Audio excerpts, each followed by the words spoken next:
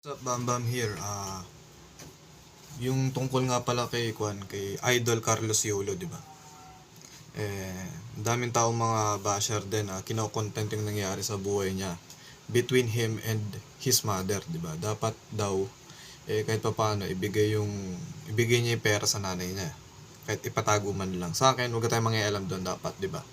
Total, pinaghirapan niya yun eh. Sayang naman yung tumbling-tumbling niya kung ibibigay niya lang sa nanay niya. Kasi mas maganda wag na kasi mamaya skandal pa, 'di ba? At baka mapabalita pa. Carlos Yulo, 'di ba? Halimbawa, inaway ang kanyang inay dahil sa perang kanyang pinatago at ito'y nawala, 'di ba? Kaya siya ay nagwala, halimbawa.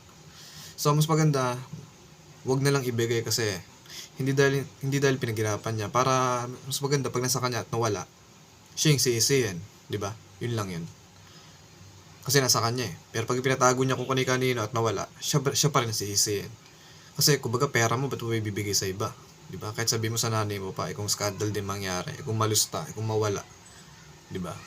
Siyempre sisisihin niya yung nanay niya. Kaya mas maganda nasa kanya na lang. Tsaka huwag na rin natin pakialaman yung relationship status ni Carlos Yulo. Dahil may girlfriend din siya, diba? Yun. So yun din masabi ko nun. Kinakampihan ko kung sa kinakampihan ko. Siyempre, lalaki naman din ako eh. Tsaka putya, kapwa Pilipino naman din natin yan, right ba? Tsaka hindi naman din biro mag-tumbling-tumbling ha. Tsaka mabut sana yung pera kung napulot niya lang eh. Or mabut sana yung pera galing sa nanay niya, di ba? Tsaka pinaghirapan niya yun eh. Pakialam niyo ba? Ako kaya gumawa ng itong video para ipagtanggol siya eh. Kasi naiintindihan ko naman siya eh.